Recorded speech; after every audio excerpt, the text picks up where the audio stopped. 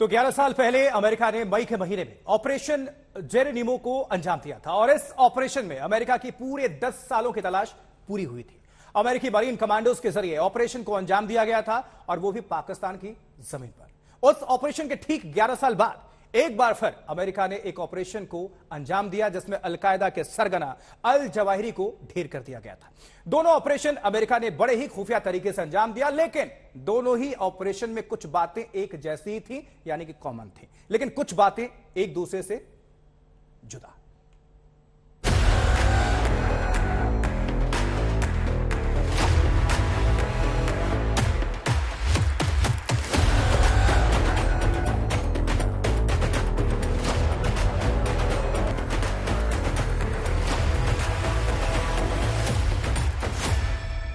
तारीख 30 जुलाई 2022। जगह अफगानिस्तान की राजधानी काबुल। अमेरिका की एक मिसाइल R9X हेलफायर मिसाइल अचानक अफगानिस्तान की राजधानी के आसमान में नजर आती है और इससे पहले कोई कुछ समझ सके सीधा काबुल के रिहायशी इलाके के एक मकान को निशाना साधती है और एक जोर के धमाके के साथ शहर के दूर वाले हिस्से से आसमान की तरफ उड़ता हुआ धुआं नजर आता है। ये असल में दुनिया के सबसे मोस्ट वांटेड आतंकवादी और आतंकी पाठशाला के हेडमास्टर अल जवाहिरी को ठिकाने लगाने का मिशन पूरा करने का एक ऐलान भी था, जिसे अमेरिका ने अपनी ताकत और कभी न चूकने वाली मिसाइल R9X हेलफायर मिसाइल से किया था।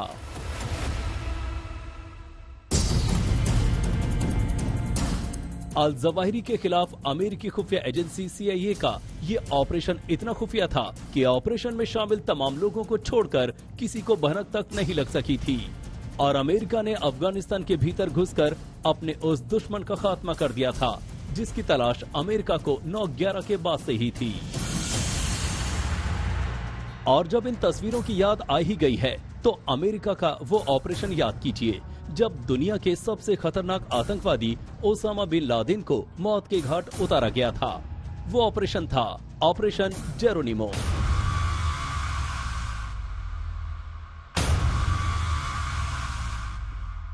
दो मई 2011 की तड़के अमेरिकी नौसेना के कमांडो ने बड़े ही खुफिया तरीके से रात के अंधेरे में उस ऑपरेशन को अंजाम दिया था।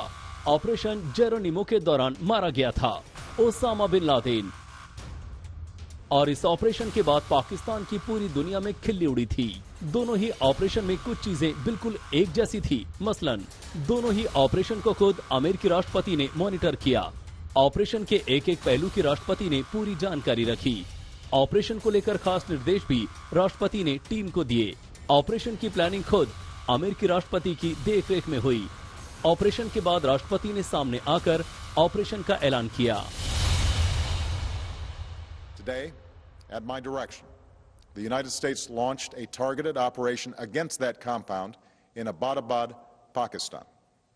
A small team of Americans carried out the operation with extraordinary courage and capability. No Americans were harmed. They took care to avoid civilian casualties. After a firefight, they killed Osama bin Laden and took custody of his body.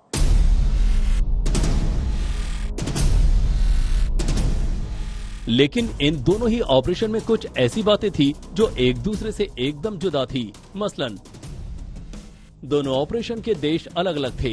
दोनों operation को अलग अलग तरीके से अंजाम दिया गया। Osama को मरीन कमांडोज ने मौत के घाट उतारा। अल जवाहिरी को मारने के लिए मिसाइल का इस्तेमाल किया। ओसामा को रात के अंधेरे में पाकिस्तान के एबटाबाद में मारा गया। अल जवाहिरी को अफगानिस्तान की राजधानी काबुल के एक घर में मारा गया। Zawahiri has been a leader of Al-Qaeda, the leader. From hiding, he coordinated Al-Qaeda's branches and all around the world, including setting priorities for providing operational guidance that call for and inspired attacks against U.S. targets. He made videos, including in recent weeks, calling for his followers to attack the United States and our allies.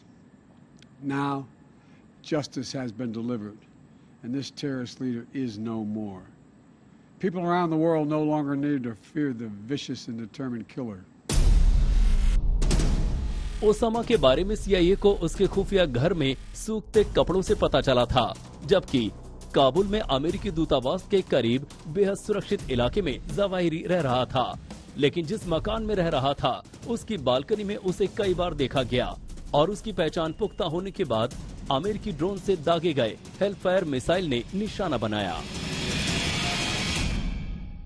Drone से हेलीफायर जो missile है उसको से target करके, जो कि एक बहुत ही आधुनिक प्रिसिशन फायरिंग है, 100% एक्यूरेसी है, और उसको जो इन्होंने मॉडिफिकेशन की है उसके अंदर एक्सप्लोसिव कम है, उसके अंदर ब्लेड ज्यादा है, कोलेटरल डैमेज नहीं होता और ये 100% श्योरिटी से ये टारगेट होता। अगर आप देखें अल जवारी जो है वो बालकनी में आते थे और वो जो बालकनी में सुबह आना उसका एक प्रकार से मैं लगता है कि वो टारगेट था, वो आराम से दिख गया उनको। अमेरिकन ने अपना जो प्रिसिशन शूटिंग से मिसाइल से उसको मार गिरा।